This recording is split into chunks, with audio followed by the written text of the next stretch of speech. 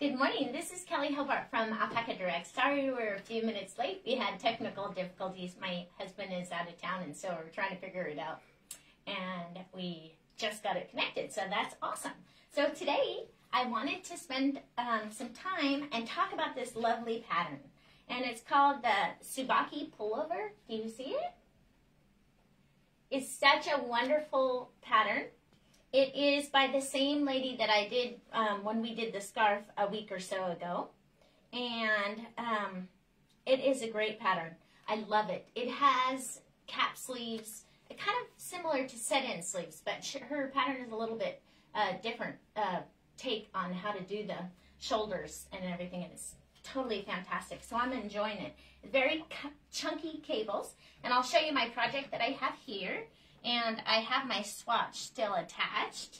So let's see, I just have it kind of pinned. It's not really blocked. I kind of pre-blocked it so I could see how much the yarn, is it okay? Mm-hmm. Okay? Mm-hmm. Good. So that's what it looks like so far. It's been a great knit and I had really fun doing it. I did the tubular cast on for ribbing, and if you can see the tubular cast on for around the neck area, it's really fun. I had a good time doing that. That was great. So I'm enjoying this sweater. I've been wanting to make these cables and do this for a long time now, and there is kind of a zipper technique that's used for underneath the sleeves that we'll be talking to about next week probably, because I'll be at the sleeves by then. And that technique can be used to put blocks together. It can be used for all sorts of projects when you're trying to seam them together. It's a great technique. So I was looking forward to that. So for this last week, we had a choice of these two Bravo yarns, and I think the clear winner was this lovely Bravo here, and the name of it is called Aquamarine. And this is 100% baby alpaca. It's a worsted weight yarn that we bring in from Peru, and it's so soft. It's lovely. So that is what the prize winner for this last week will get. And then for this week, I was thinking these yarn cozies. So you guys help me decide if you want the little floral yellow pattern or you want the little stars with the gray background. And you guys get to decide. And then next week, we can send that out in the mail to the lucky winner.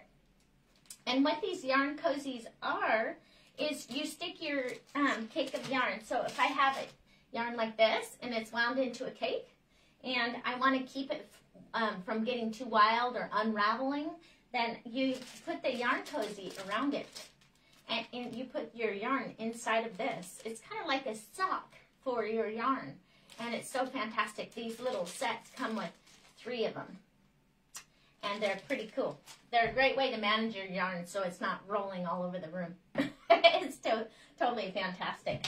So today, I just wanted to talk about a few things that you might want to consider while you're knitting a sweater. And some things that I thought about for when you're first knitting a sweater, or you're new to sweater knitting at all. It's a great idea not to break the bank. It's a good idea to get some yarn that is relatively inexpensive so that you can enjoy learning. And if it's not exactly perfect, which you should expect it not to be perfect on your first or second sweater even, then you can have fun knitting it, learn something, and you just tell yourself that that price of the yarn was the cost of learning the technique of sweater knitting. And this sweater that we're doing today, this Tsubaki Pullover, is probably not for beginners. It's most definitely not for beginners, but it is beautiful. There is a sweater pattern that I really like, and it's called Brick, and it's by Kelley, and it's on Ravelry, and it's a free pattern. And that one has raglan sleeves, which are easy to do, and they're great for a beginning knitter, and it uses worsted weight yarn, which is totally fantastic. A great weight of yarn to use. The price is absolutely perfect because it's free and it's easy to understand. So if you're new to sweater knitting, try the brick sweater first and maybe another sweater before you tackle this project, because this project is a little more advanced. And so on my project, if you look at it here, it has this cat shoulder that you're doing. and that requires some stitch markers. And then you need a stitch marker for the beginning of the round, and you need a stitch marker for the pattern repeats. For instance, the 1x1 cables, and then the huge cables that are in between here on these 3 different sections. So what I did with mine, to keep track of the sleeve increases or shoulder cap, I use these little tiny magnetic stitch markers that we have on our website, and this right here is keeping track of shoulder, and I have one on the opposite side. Then what I did is I used Sally's hair bands for my different pattern repeats, except for this one right here has a small one, but most all of them had the rubber bands for the pattern repeats for either my cables, the big cable, or the smaller cables. I kept track of it that way. And then you'll see the beginning of the round is actually in the back, and I can't really see here, but there should be this big green stitch marker.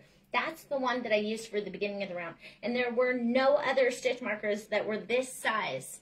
And that's how I kept track of when I got to the beginning of the round. Because on this sweater, when you're knitting back and forth, they have you doing German short rows and all different kinds of things where it says, turn your work, go in the other direction. Make a double stitch, turn your work, go in the other direction. And in order to keep track of it all, you really need to understand what the stitch markers mean. So that's how I did it and kept track of it, and I was able to get a good start on my pattern, because in the beginning you can't really tell where these cap sleeves are, the shoulder part, and where the pattern is, but you're doing a lot of increasing right in these little sections right in here. And so being able to use this different stitch markers was a great way to keep track of what I was doing, whether it was a pattern repeat or just the beginning of the round. So it's totally fantastic.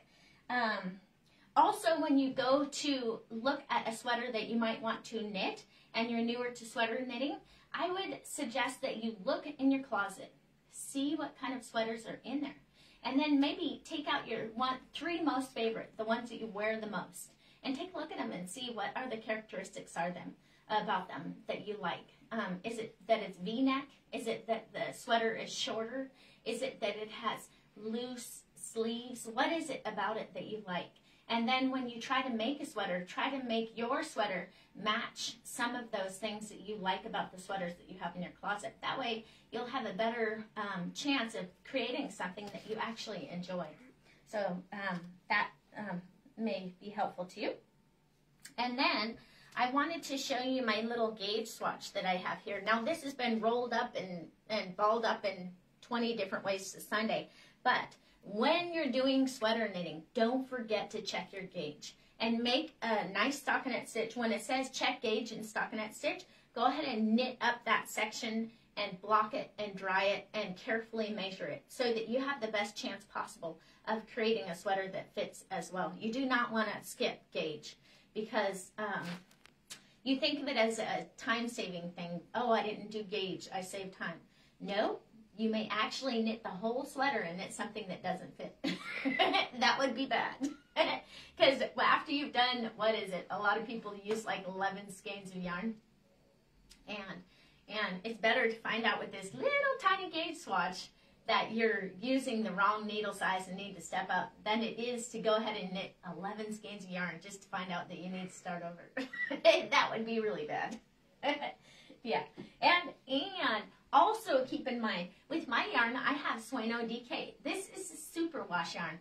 A lot of superwash yarns, they really stretch out when they're blocked. And so for this yarn, I know that. It really, really stretches when you get it wet. So what I do is I compensate for that by using a smaller needle. And so, and then that way I get a fabric that I really enjoy. If I actually used a larger needle with this yarn, I would get stretched out cables that looked sloppy and loose. And so I make sure that I tighten up on my needle sizes and get the fabric that I'm actually looking for post-blocking. So an instance where on my sweater, I measured it from this edge of the ribbed collar over to this edge of the ribbed collar before I blocked it. And it was 6 inches across, right? And then after I blocked it, it grew 2.5 inches to 8.5 inches across. So it grew a significant amount. And then also from this, the sleeve cap to this sleeve cap, before I blocked it, it was about 16 inches across. And then after I blocked it, it was almost 20 inches. So that's a huge amount of growing that it did just by getting it wet in water. So always know your yarn, and especially if it is a superwash yarn, check that gauge carefully, do block it, and see how much it grows. And make sure that you, after it is blocked, you actually like the fabric that you've created, because you don't want to wait until your whole sweater is knit and find out you don't like the fabric, because that would be bad.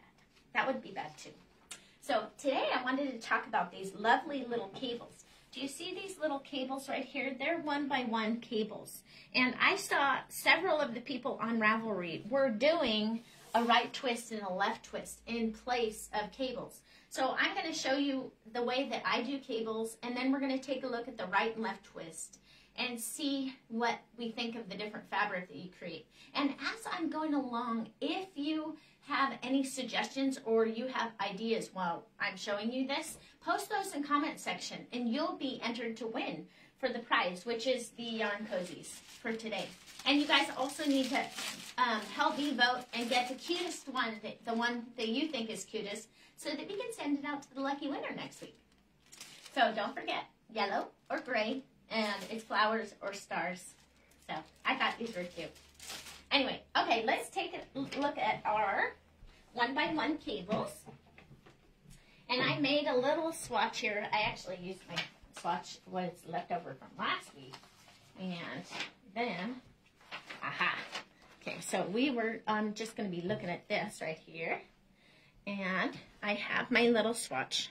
Sorry, I like to take everything out of the field. So if you look right here, this section, this right here, are right and left cables, and then left and right cable, and then right and left cable, and then left and right cable. So you're going back and forth. And then on this fabric on the left-hand side here is the right and left twists. Do you see how it's not exactly as defined? It's almost like it doesn't lift off. It stays flatter. The fabric stays flatter to the actual, it doesn't, it's not as dimensional, shall I say. And not as quite, this is very clean and crisp. This right here is not quite as clean and crisp. So let's take a look and see. So I have just done the right and left.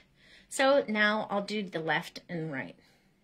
So to do a 1x1 left cable, and without a cable needle, I have my working yarn in the back. I slip one stitch, needle tip to needle tip. I work one stitch. Then I take my left-hand needle and hold that stitch that I slipped in the front, and I knit it.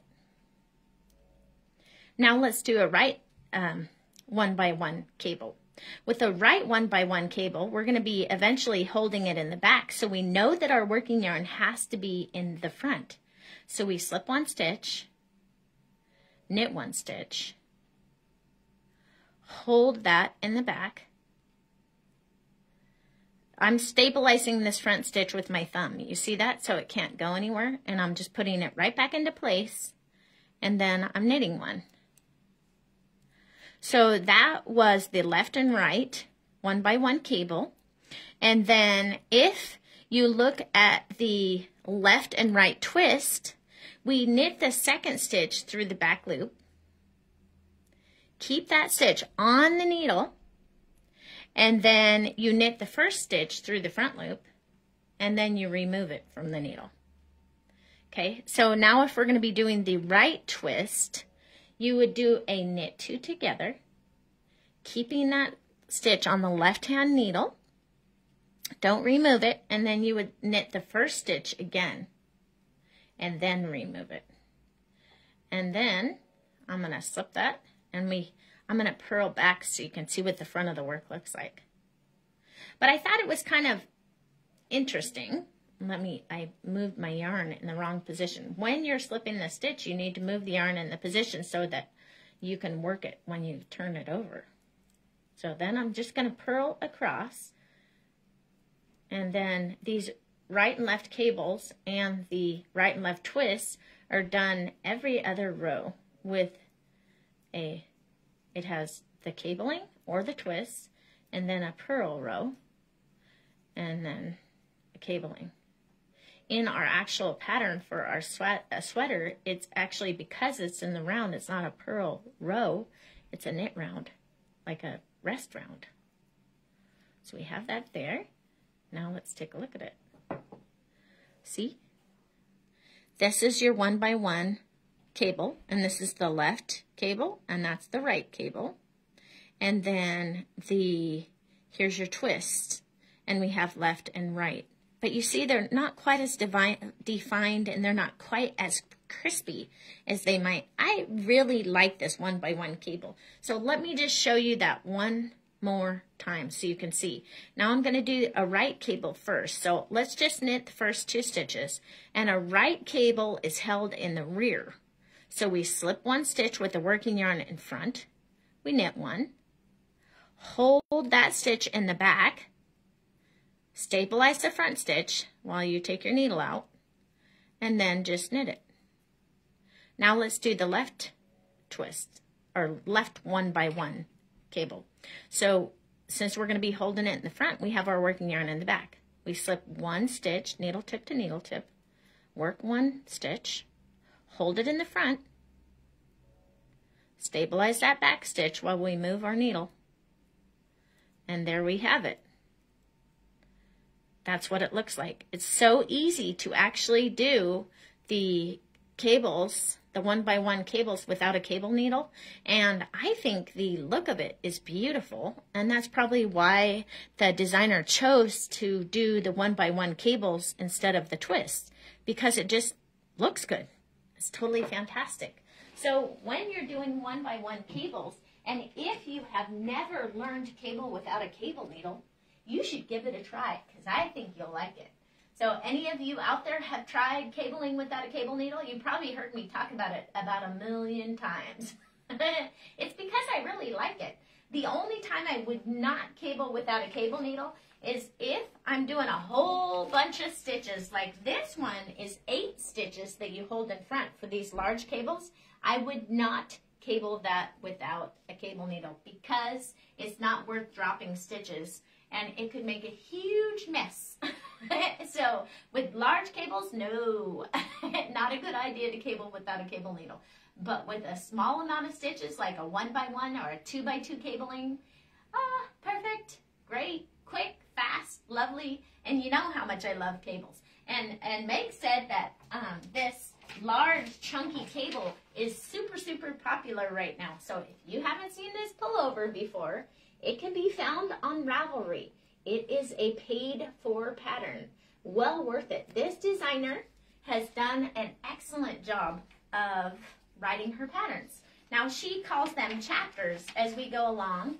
You can see she has different chapters. Chapter 3, end of shoulder drop, and introduction of cables in the round. So she has, her patterns are very clearly written, and her charts, they're charted and written out. So it's well worth it to go ahead and try this pattern if you're interested in that kind of thing. I really thought it was cool. And do you know that this Sueno was the 2020 color of the year? And oh, for the life of me, hey Meg, I'll have Meg post it so that she can tell you exactly what the name of this color is, because I don't have the tag in front of me. But it's the 2020 color of the year, and I've been wanting to make a sweater with this. And so I'm finally getting around to it. So it's totally fantastic. So let's look and see if we can see who the winner is. It's just 2020 color of the year. Oh, it is? Mm-hmm. Oh, the name of it is 2020 color of the year.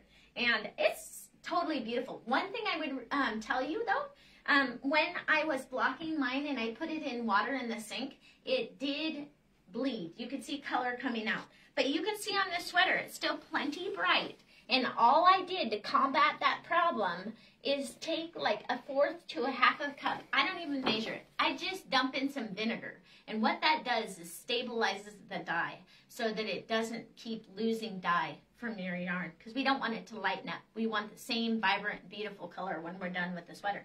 And so the price for this last week was this Bravo baby alpaca yarn, and we bring it in. It's our yarn. And let's see who the winner is. Oh, Joanne Owen, you won this lovely Bravo yarn in the aquamarine colorway. And we must all really like it. See how close it is to the yarn that I've chosen for my 2020 color of the year? It's very close. So I hope that you like this yarn. All you have to do is get in contact with customer service. It's www.alpacadirect.com, and then go to customer service. And we just need your shipping address is what we need, so that we can send this out in the mail to you, because we can't send it to you if we don't know what your address is. But I hope that you enjoy the yarn as much as I do. And this Bravo alpaca yarn is wonderfully soft. And then for all of you out there that maybe want to try and win for this next week, don't forget to vote on our yarn cozies, and either the yellow with flowers or the gray with stars, and we can send this out for next week's prize. So this next week, I'm going to hopefully get all my sleeves all the way done, and I'll be able to show you the zipper technique. And it is a way that you can connect two pieces of fabric together, and it leaves like a beautiful, let's see if I can show you what it's going to leave you. That's why I knit this pattern, because of that. I'm just so intrigued. You know, whenever I see a new technique that is really fantastic, I like to show people. So this one right here, this is the wrong side of the fabric, and this is the right side of the fabric. That's the two pieces of fabric that are joined. It's using a zipper technique. So I want to teach you guys how to do that. So we'll be talking about that next week. And I hope all of you are enjoying the lovely weather. I hope you have as nice of weather as we have outside. It's actually pretty mild. It's looking a little bit like spring, and I'm super happy about that. So you guys have a great week, and I will see you next Tuesday.